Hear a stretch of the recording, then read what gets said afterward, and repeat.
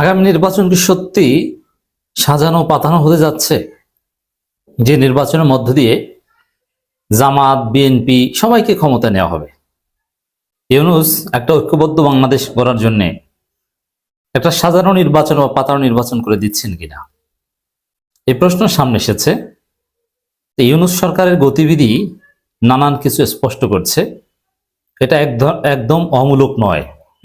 এবং ইন্টারেস্টিংলি, যদি সাজানো পাতানো নির্বাচন হয়েই থাকে, এটা হাইপোথেসিস, এটা প্রমাণ করতে পারবো না আমি, পারিপার্শ্বিক অবস্থা দেখে ধারণা করা যায়, যদি হয়েই থাকে, এখন পর্যন্ত মনে হচ্ছে বিএনপি জামাত কারোই আপত্তি নেই, চরমনেরও আপত্তি নেই, এনসিবিরও আপত্তি নেই। যেহেতু জামাত এককভাবে ক্ষমতায় যাওয়ার যোগ্যতা রাখে, এখন বিশ্ববিদ্যালয়গুলো নির্বাচন দেখলেই বোঝা যায়, কিন্তু বিএনপি নিঃসন্দেহে ষড়যন্ত্র করবে। সেই ষড়যন্ত্র ওভারকাম করে জামাত ক্ষমতায় যেতে পারবে কিনা, এই বিষয়ে জামাতের কনফিডেন্সের ঘাটতি থাকলেও থাকতে পারে। কারণ সরকার না চাইলে কি আদৌ সুষ্ঠু নির্বাচন হয়? হয় না। অতএব সরকার না চাইলে জামাত সুষ্ঠু নির্বাচন আদায় করবে কিভাবে? It's very tough. এবং বিএনপি দেখছে যে তাদের অবস্থা তো খারাপ, তারা তো নির্বাচনে 50 থেকে 80 বেশি আসন পাবে না। তো এই জন্যে যদি পাতানো নির্বাচনে সম্মানজনক আসন পায়, যেমন ডাকসু বা ছাত্র সংসদ নির্বাচন যেরকম একটাও পায় নাই, যদি কিছু পায় এটাও তাদের লাভ। এই জন্য বিএনপি পাতানো নির্বাচনের সেকেন্ড হলেও সেটা মেনে নিতে পারে, সম্মানজনক আসনের সেকেন্ড, অথবা এমন সেকেন্ড যে বিএনপি জামাত কেউ সংখ্যাগরিষ্ঠতা পায়নি, সবাই মিলে জাতীয় সরকার গঠন করতে পেরেছে। এবং জাতীয় সরকার টিকিয়ে রাখতে হলে সবার ঐক্য দরকার, কারণ কেউই সংখ্যাগরিষ্ঠতা পায়নি। এখন ইউনূস সেই মেটিকুলাস ডিজাইনের দিকে হাঁটতে পারে। কারণ বিষয়টা এমন, ইউনূসও মাইন্ডকে চিপে পড়েছেন যে বাংলাদেশে নির্বাচন করলে বিএনপি ভারতের সাথে কানেক্টেড হয়ে গেছে, তারা যদি ছাত্র সংসদ নির্বাচনগুলোর মতো জাতীয় নির্বাচনে পরাজিত হয়, তাহলে বিষয়টা তারা একটা ষড়যন্ত্রের দিকে নিয়ে যেতে পারে। আবার বিএনপি জামাত সবাইকে যদি ইউনিফাইড না করা যায়, তাহলে আওয়ামী লীগ ফিরে আসবে। আওয়ামী লীগ ফিরে আসতে ইউনূস সরকারের কপালে বিপদ আছে। আওয়ামী লীগ রাজনীতিতে যেভাবেই ফিরে আসুক না কেন, মিনিমাম বৈধতা পেলে, স্পেস পেলে, তাহলে বিপ্লবীদের এবং ইউনূস সরকারের ধরে ধরে মেরে ফেলবে তারা। এটা ইউনূস জানেন। তো এই জায়গায় ইউনূস সরকার ডেফিনেটলি এটা চাইতেই পারেন যে একটা ঐক্যবদ্ধ সরকার হোক, এবং সেটা পাতানো নির্বাচনের মাধ্যমে আমরা নিশ্চিত করি। এবং কিছুদিন আগেও দেখেছেন আপনারা, ইউনূস বলেছেন যে এই তরুণরা অনেকেই এমপি হবে, হয়তো মন্ত্রী হবে। তো এমপি হতে পারে, মন্ত্রী পর্যন্ত কিভাবে বললেন? নিশ্চিত যে জাতীয় সরকারের কথা ইউনূস ভাবছেন যে করে দিয়ে যাবেন, যেটা আমিরে জামাতের মুখ থেকে হয়তো বের হয়েছে, সেই পরিকল্পনার অংশ হিসেবে বলেছেন। এবং এনসিপি জামাতের সাথে জোটে গিয়েছে, এটা হয়তো ইউনূসের পরামর্শে। পারিপার্শ্বিক অবস্থা দেখে এই হাইপোথিসিস এটা একদম ফেলে দেওয়ার মতো নয়, আমি এতক্ষণ যেটা বললাম। তো দর্শক, ইউনূস এমন ভাবে নেতৃত্ব দিচ্ছেন দেশকে, বিএনপি জামাতকে ট্রিট করছেন এবং এক করছেন, এটাও অত্যন্ত তাৎপর্যপূর্ণ। তো দর্শক, ইউনূস বারবার চেষ্টা করছেন বিএনপি জামাত সবাইকে নিয়ে চলতে, সবাইকে সমান গুরুত্ব দিতে, কাছাকাছি আনতে, বিএনপি জামাতের মধ্যে দূরত্ব ঘোচাতে। ইউনূসের ম্যাথোডোলজি যদি এটা হয়ে থাকে, তাহলে এটা ডেফিনেটলি হারাম। কারণ পাতানো নির্বাচন হারাম, জায়েজ নেই। জনগণ যাকে ভোট দিবে তারাই ক্ষমতা আসবে।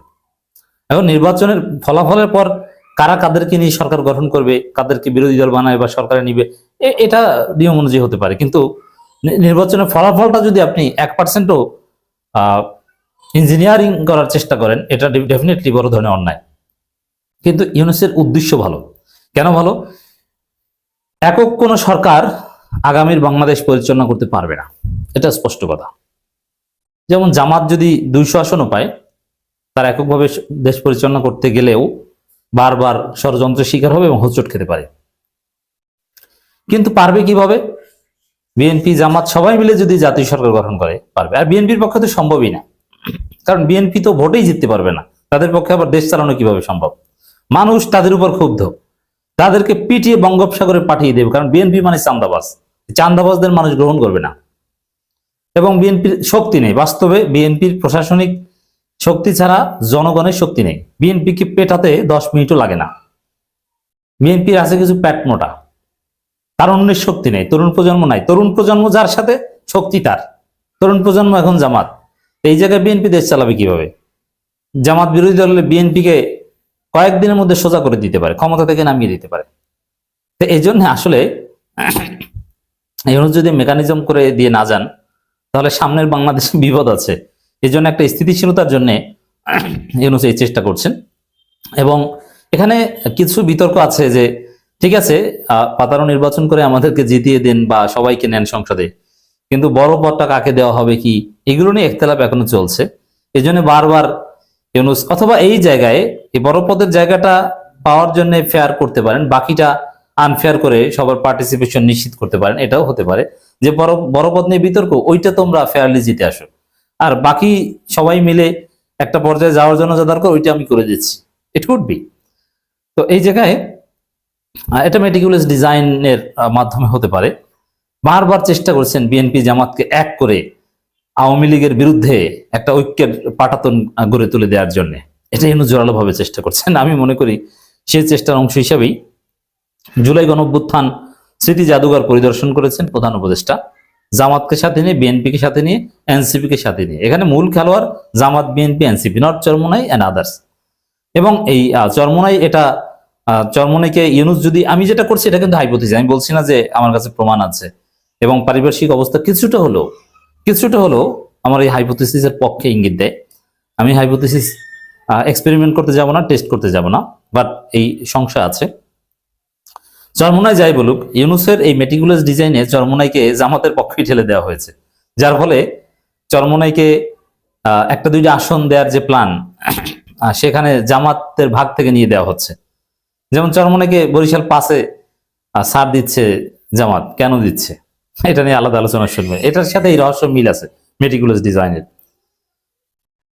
প্রধান উপদেষ্টা প্রফেসর ইউনূস গণভবন জুলাই গণঅভ্যুত্থান স্মৃতি জাদুঘরের চূড়ান্ত পর্যায়ে কাজের অগ্রগতি পরিদর্শন করেছেন। বিকাল 3টার দিকে জাদুঘরে পৌঁছান এবং জাদুঘরে থাকা জুলাই গণঅভ্যুত্থানের পেছনে ইতিহাস এবং শেখ হাসিনা 16 বছরের দুঃশাসনের চিত্রগুলো ঘুরে দেখেন। এ সময় প্রধান উপদেষ্টার সঙ্গে বিএনপি স্থায়ী কমিটির সদস্য সালাউদ্দিন আহমেদ, বাংলাদেশ জামাত ইসলামের আমির ডাক্তার শফিকুর রহমান এবং জাতীয় নাগরিক পার্টি আহ্বায়ক নাহিদ ইসলাম সহ অন্যান্যরা উপস্থিত ছিলেন। উপদেষ্টাদের মধ্যে উপস্থিত ছিলেন সংস্কৃতি উপদেষ্টা মোস্তফা সরোয়ার ফারুকী, আইন উপদেষ্টা ডক্টর আসিফ নজরুল, গণপূর্তি উপদেষ্টা আদিলুর রহমান খান, স্বরাষ্ট্র উপদেষ্টা জাহাঙ্গীর আলম, স্বাস্থ্য উপদেষ্টা নূরজাহান বেগম, জাতীয় নিরাপত্তা উপদেষ্টা ডক্টর খলিলুর রহমান, প্রধান উপদেষ্টা আর আরো অনেকে ছিলেন। তো এখানে এই যে এটাকে আমি আরো অনেক কথাবার্তা বলেছেন, it's not significant to me, এটা কোনো গুরুত্ব নাই। আমার কাছে যেটা মনে হয়েছে এটা একটা পিকনিক। কিসের পিকনিক? যেমন ফ্যামিলি বা কারো মধ্যে, আত্মীয় স্বজনের মধ্যে বা বন্ধু বান্ধবের মধ্যে মাঝে মাঝে মনোমালিন্য থাকে, বছরে একটা পিকনিকের মাধ্যমে মনোমালিন্য দূর হয়। তো এটা একটা পিকনিক টাইপের একটা আয়োজন, সবাইকে নিয়ে একটু বসেছে, গেছে, ঘুরতে গেছে, কাছাকাছি আসো, সামনে একত্রে দেশ চালাতে হবে, তার একটা রিহার্সেল হয়ে থাকতে পারে। তো ইউনূসের কার্যক্রম দেখে বারবার মনে হচ্ছে তিনি মেটিকুলাস ডিজাইনে সব দলকে পার্লামেন্টে নিয়ে একটা আওয়ামী লীগবিহীন জুলাই সনদের ভিত্তিতে একটা জাতীয় সরকার গঠন করে দিয়ে যেতে চাচ্ছেন।